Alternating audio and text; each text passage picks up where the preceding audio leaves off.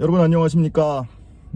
오늘 정경심 교수의 구속기간이 또 연장됐다라는 뉴스가 전해지면서 많은 분들이 놀라고 계신 것 같습니다. 통상의 경우라면 재판 과정에서의 구속기간은 최장 6개월입니다. 그래서 통상의 경우라면 지난해 12월 23일에 정경심 교수가 1심 선고와 함께 법정 구속이 됐기 때문에 6개월이 되는 6월 22일이 구속 만기가 되죠.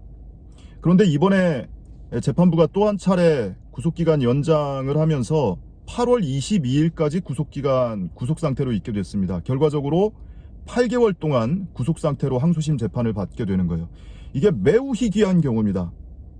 법조인들조차도 이게 왜 이렇게 되는 건지 그 이유에 대해서 정확히 설명을 하고 있는 사람이 극히 드물 정도예요. 오죽하면 정경심 교수 재판을 진행하고 있는 재판부와 그리고 정경심 교수 사건을 공소유지를 하고 있는 검찰 사이에도 해석이 엇갈릴 정도였습니다. 지난번에 항소심 2차 공판에서였던가요? 재판장은 8월까지를 구속기간으로 생각을 하고 있습니다. 그런데 검사는 오히려 6월까지로 우리는 알고 있다, 이렇게 얘기를 할 정도였습니다. 더더구나 그 검사가 부장검사였습니다. 20년 넘게 근무를 한 부장검사조차도 6월까지 구속기간으로 생각을 하고 있을 정도로 매우 희귀하고 이례적인 경우다. 말씀드린 바와 같이 이 재판 과정에서 구속기간은 통상 최장 6개월입니다. 다만 다른 점이 있다면 1심에서는 2차례 연장이 가능해요. 한 번 구속이 된 상태에서 한 차례, 2차례 연장이 가능하기 때문에 각 2개월씩 총 6개월이 되는 거죠. 상소심의 경우에는 3차례 연장이 가능합니다. 근데 3차례 연장이 가능하지만 정경심 교수와 같은 경우에 불구속 상태로 또는 보석 상태로 유죄 판결을 받고 보석이 취소돼서 다시 구속되는 경우에, 이런 경우에는 1심 재판부가 선고와 동시에 법정 구속을 하면서 영장을 발부하지만 이 구속기간은 항소심 재판부의 결정을 1심 재판부가 대신하는 것으로 취급이 됩니다.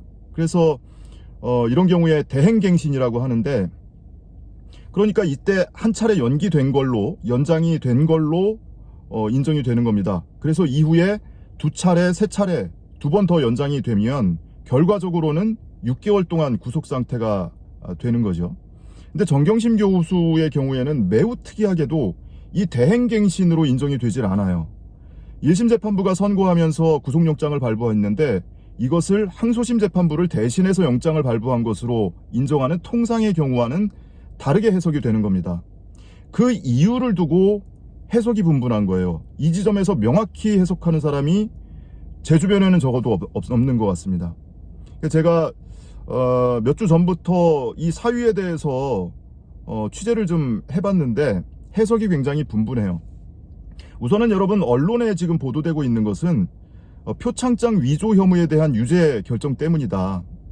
그러니까 정경심 교수가 2019년 9월 6일에 최초로 표창장 위조 혐의로 기소될 당시에는 구속영장이 발부가 되거나 구속상태로 기소가 된 게 아니에요. 이때는 불구속 기소가 됐었습니다. 그러다가 11월 11일에 14개 혐의로 추가 기소될 때 그때 구속상태로 기소가 된 거죠. 그리고 그 이전에 한 20일 전이었던 10월에 구속영장이 발부가 돼서 수사 단계에서 구속이 됐었습니다. 수사 단계에서 구속기간은 열흘입니다. 근데 한 차례 더 연장 가능해서 최장 20일 구속을 할 수 있게 돼 있어요. 그럼 정경심 교수는 수사 단계에서 20일을 거의 꽉 채워서 구속 상태로 있었고요. 그리고 구속 상태로 기소되면서 그 시점부터 6개월까지 또 구속 상태로 있게 되는 겁니다. 그래서 결과적으로 199일, 거의 7개월 가까이 구속돼 있는 상태였죠. 자, 그런데 1심 재판부가 법정 구속을 하면서 영장을 발부할 거 아닙니까? 그리고 구속 사유를 적시할 거 아니에요?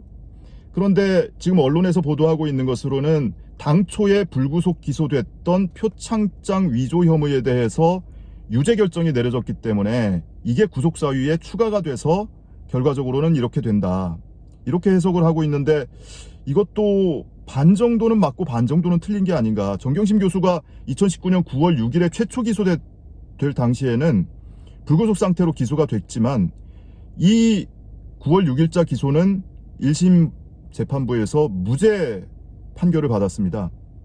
사문서 위조 혐의 유죄 판결을 받은 것은 나중에 검찰이 추가로 기소를 했죠. 2019년 12월 17일인가요? 공소장 변경 허가를 신청했다가 이게 받아들여지지 않으니까 한 번 더 기소를 했습니다. 공소 사실을 이렇게 저렇게 다 바꿔서. 그래서 이게 유죄 판단이 나온 거거든요. 근데 이것 때문에 이렇게 됐다, 이런 해석을 언론이 하고 있는데, 제가 알아본 바에 따르면 다른 이유가 더 있습니다. 당초 정경심 교수가 구속될 때는 없었던 구속 사유가 1심 재판부가 법정 구속을 하면서 발부한 영장에는 추가가 된 것이 또 있습니다.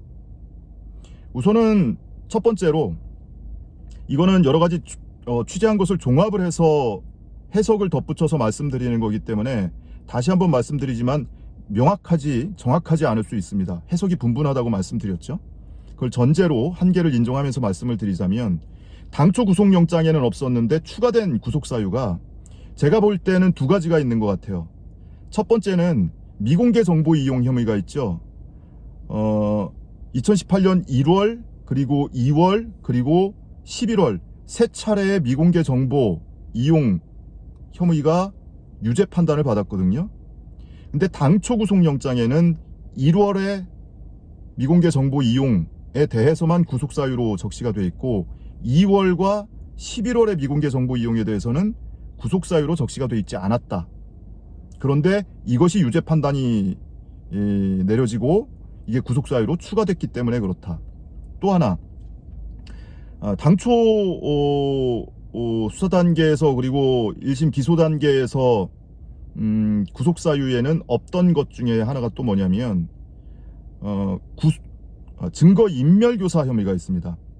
정경심 교수가 증거와 관련해서 기소된 사유가 총 3가지죠. 증거인멸교사, 증거은닉교사, 증거위조교사 혐의가 있습니다. 근데 당초 구속영장에는 이 증거위조교사와 증거은닉교사 혐의만 구속사유로 적시되어 있었습니다. 근데 둘 다 1심에서 무죄 판단 받았죠. 나머지 하나, 증거인멸교사 혐의, 이게 유죄 판단을 받았는데 당초 구속영장에는 없던 구속사유다. 그래서 미공개 정보 이용 그리고 증거인멸교사 혐의에 대해서 당초 영장에는 없던 구속사유가 추가되면서 결과적으로 1심 재판부가 법정 구속을 하면서 발부한 영장은 항소심 재판부를 대신해서 발부한 대행갱신의 으로 인정되지 않는다. 그래서 1심 재판부가 2달짜리 영장을 항소심과 무관하게 별도로 발부를 한 것이고, 이게 2개월이 꽉 찼을 때 항소심 재판부가 최초의 연장을 하게 되는 거죠. 갱신 결정을 하게 되는 거죠. 그래서 이때부터 총 3차례를 추가로 연장하게 된다. 그래서 지난 2월과 4월에 이미 구속기간 갱신 결정이 있었고요. 이번에 또 한 차례 구속기간 갱신 결정이 내려진 겁니다. 그래서 결과적으로는 1심 재판부에서 2개월, 항소심 재판부에서 각 2개월씩 3차례 연장해서 토탈 8개월 동안 구속 상태로 있게 된다. 이 사유에 대해서는 표창장 위조 혐의 때문이냐, 미공개 정보 이용 때문이냐, 증거인멸교사 혐의 때문이냐, 여기에 대해서는 해석이 분분하긴 하지만 큰 틀에서는 이렇게 당초 영장에는 없던 구속사유가 추가되면서 이런 결과로 이어졌다. 이것은 뭐 큰 틀에서 이론의 여지가 없는 것 같습니다. 그래서 다만 이 같은 이례적인 이 구속기간이 검찰이나 1심 재판부가 꼼수를 써서 구속기간을 늘린 것이냐, 그런 비판적인 생각을 가지고 이 사안을 바라볼 수 있잖아요. 저도 그런 생각을 갖고 있었거든요. 그런데 매우 이례적이기도 하거니와 이것이 명확하게 검찰이나 1심 재판부의 꼼수에 의한 것이냐라는 것에 대해서는 명확하게 저도 답을 못 내리겠습니다. 그렇지 않다라는 해석도 있고요. 그것은 일면 이례적인 경우이기는 하지만 자연스러운 귀결이다, 이렇게 해석을 하시는 분들도 있고 해서 그 해석까지는 오늘 제가 말씀드리기는 좀 어려울 것 같습니다. 여러분들의 궁금증을 풀어드리기 위해서 우선 짤막하게 말씀을 드렸고요. 하나 더 좀 소식을 전해드리자면, 저는 지금 서울 서부지방법원에 와 있습니다. 방금 도착을 했는데, 오늘 서부지법에 온 이유가, 여러분들 많이들 아실 텐데 알림이 황희두 씨 아시죠? 이제 갓 30 된 청년, 30대 청년인데, 이 황희두 씨가 기소돼서 지금 그동안 재판을 받아왔습니다. 그리고 검찰이 징역 2년을 구형을 했고, 오늘 선고 공판이 잠시 후에 있을 예정입니다. 황희두 씨가 재판을 받는 이유는 이 코로나 사태가 터지고 신천지 때문에 사회적으로 큰 물의를 일으켰을 때 지금 국민의힘, 그냥 국민의힘으로 통칭을 할게요. 국민의힘과 또는 이명박 전 대통령과 또는 곽상도 의원, 이런 사람들하고 또는 정당하고 뭔가 연계가 있는 것 아니냐, 이런 의혹을 제기하는 방송을 몇 차례 한 적이 있었습니다. 작년 2월과 3월에 했던 방송인데, 이 방송 때문에 곽상도, 그리고 이명박, 그리고 국민의힘, 뭐 당시에는 미래통합당인데, 이런 정당과 개인들로 하여금 뭐 고소고발을 당했었고, 결과적으로 지금 재판을 받고 있는 거예요. 혐의는 크게 세 가지예요. 선거법 위반, 명예훼손, 그리고 업무방해인데, 당시 총선 전이었기 때문에 국민의힘 곽상도 의원의 곽상도 의원이 당선되지 못하게 할 목적으로 허위사실을 유포했다, 이런 혐의로, 허위사실 공표 혐의로 선거법 위반 죄를 지금 묻고 있는 거고요. 그리고 명예훼손 혐의는 곽상도 의원, 그리고 이명박, 그리고 국민의힘, 이런 정당과 개인의 명예를 훼손했다라는 거고, 업무방해는 미래통합당, 국민의힘 정당 업무를 방해했다, 이런 혐의로 기소가 돼서 지금 검찰이 징역 2년 구형을 해놓은 상태고, 조금 뒤에 1심 선고가 있을 예정입니다.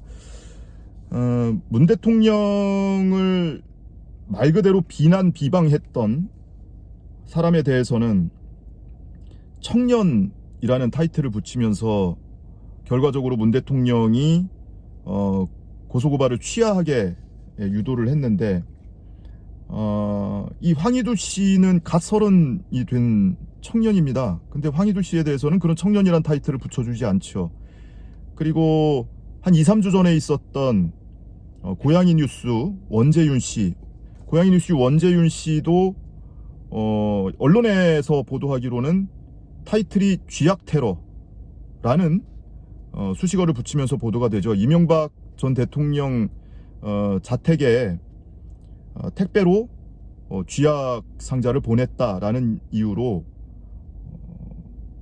협박 혐의로 기소가 돼서 징역 8월에 집행유예 2년인가 선고를 받았어요. 마찬가지로 원재윤 씨도 30대 중반의 청년입니다. 그런데 30대 청년, 뭐 이런 수식어 붙지 않죠. 쥐약 테러, 뭐 이런 수식어가 붙으면서 보도가 됩니다.